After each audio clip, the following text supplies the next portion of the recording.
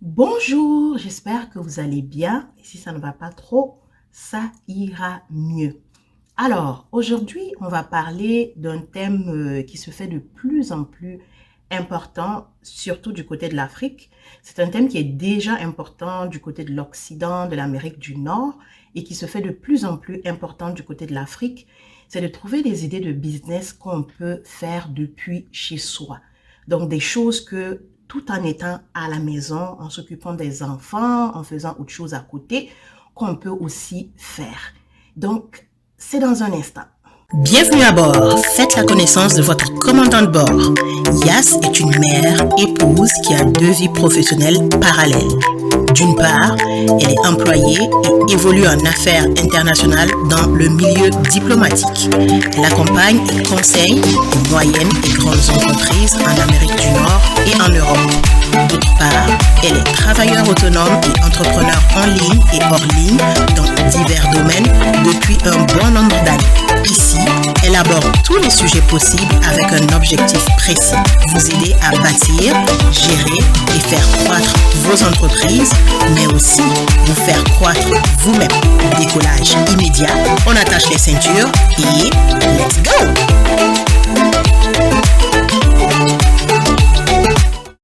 Alors, la première idée dont moi j'aimerais parler aujourd'hui, c'est planificateur ou planificatrice d'événements. En Afrique, de façon générale, on aime beaucoup les événements. Il y a toutes sortes d'événements aussi qui se produisent tout au long des journées, tout au long des semaines. Que ce soit des anniversaires, que ce soit des mariages, que ce soit aussi des enterrements, que ce soit des fiançailles, que ce soit des baptêmes. Il y a beaucoup de célébrations. Et de plus en plus de personnes, en fait, ont besoin de ressources, d'aide pour pouvoir s'organiser. Les gens n'ont pas forcément le temps pour le faire. Les gens n'ont pas forcément l'envie de le faire.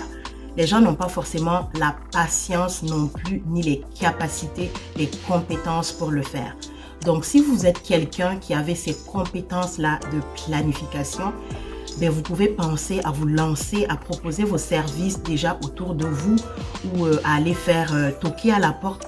Proposez les services à des inconnus, faites un petit flyer, faites une petite page Facebook ou juste une page Internet où vous allez décliner en fait ce que vous faites.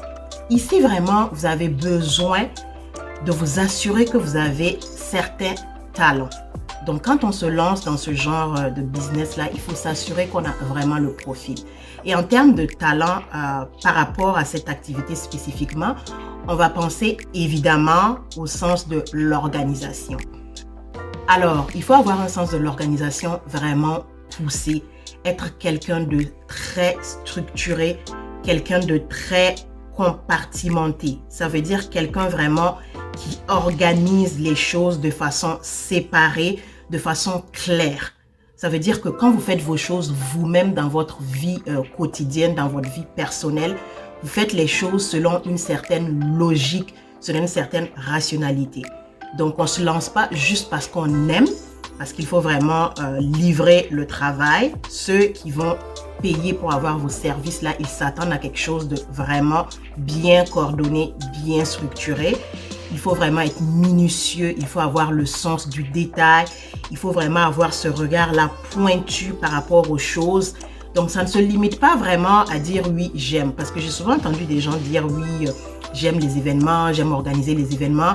Mais il faut déjà être organisé dans sa tête, dans sa propre vie, pour pouvoir justement le refléter dans le business, dans les services que vous allez offrir. Et en termes de personnalité, évidemment, il faut être quelqu'un qui a une grande maîtrise de vous-même.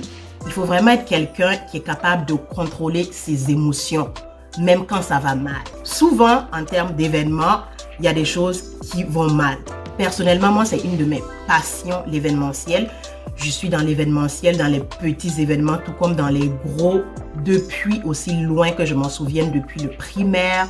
Donc, tout ce qui est vraiment événements organisés depuis l'époque, les matinées cinématographiques, les journées culturelles, les journées de danse, les journées d'intégration, Et ça a continué comme ça jusque dans le milieu professionnel où l'organisation d'événements, c'est une bonne partie de mes tâches depuis une dizaine d'années maintenant.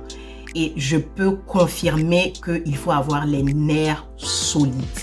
Il faut avoir les pieds bien ancrés dans ses bottes, comme on dit, et avoir la maîtrise de soi. Parce que autant les gens autour de vous que les choses, tout simplement, vont venir vous surprendre et souvent de façon négative.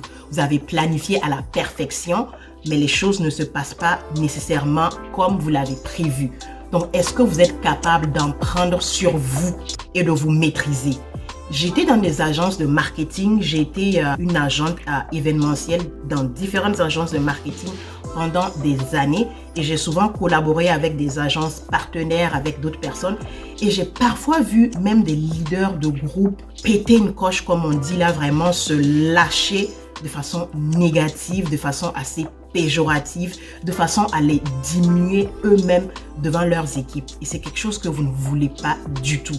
Bien sûr, il y aura mille et une raisons d'être frustré, mais il faut vraiment savoir se contrôler. Se contrôler, ça ne veut pas dire que vous ne ressentez pas les choses, ça ne veut pas dire que vous ne réalisez pas ce qui se passe.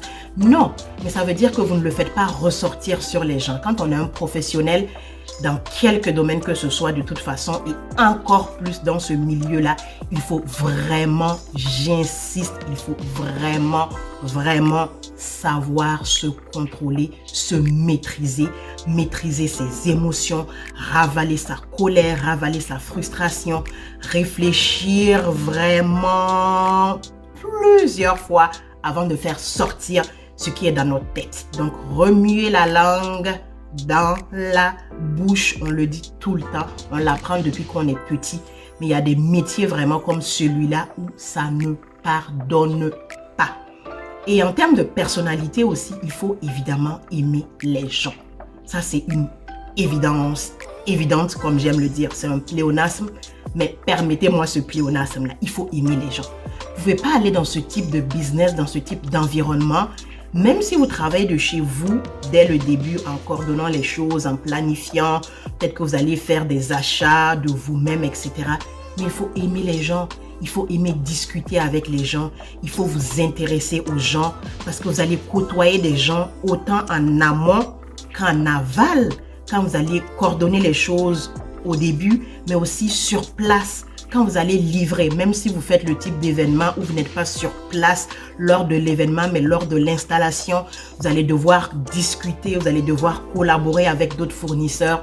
Donc, c'est vraiment important d'aimer les gens, d'être un minimum extraverti. Ce n'est pas vraiment un domaine pour les personnes qui sont très introverties. Oui, elles peuvent réussir aussi, mais souvent, ça va aller mieux avec les personnes qui sont extraverties.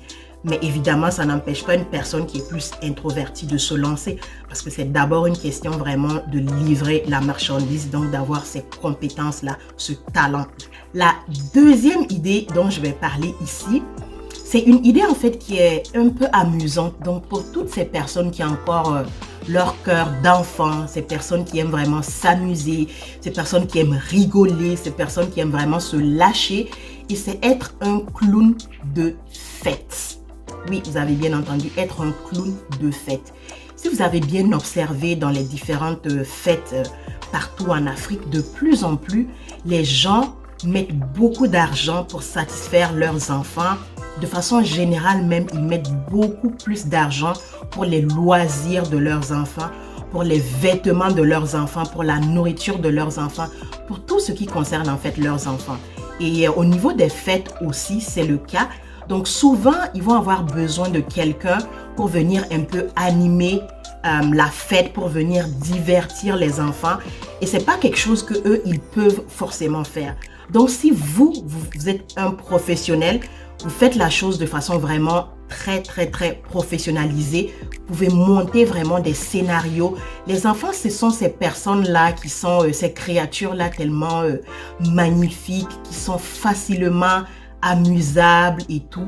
Donc, vous pouvez monter facilement des scénarios comme ça qui sont intéressants pour amuser les enfants, les faire rire, mais aussi les faire réfléchir de façon un peu pédagogique. Donc, vous pouvez vraiment combiner les deux. Donc, le ludique et vraiment le côté apprentissage. Vous pouvez vous déguiser en différentes personnes, en différentes personnalités qui sont vivantes ou bien qui sont du passé pour vraiment leur enseigner des choses. En fait, il n'y a presque pas de limite. Vous pouvez même faire des services selon des thématiques. Je prends le cas du Burkina Faso. Vous pouvez monter un concept autour de la princesse Yenenga, par exemple. C'est une dame vraiment qui a marqué l'histoire. C'est une dame qui a apporté beaucoup. C'est une guerrière vraiment qui était unique en son genre. Vous pouvez faire un type d'amusement comme ça qui va être ludique, comme je le disais, mais qui va aussi en fait servir aux enfants dans leur processus de croissance, dans leur culture générale. Donc, il n'y a presque pas de limite. Vous pouvez être créatif au maximum.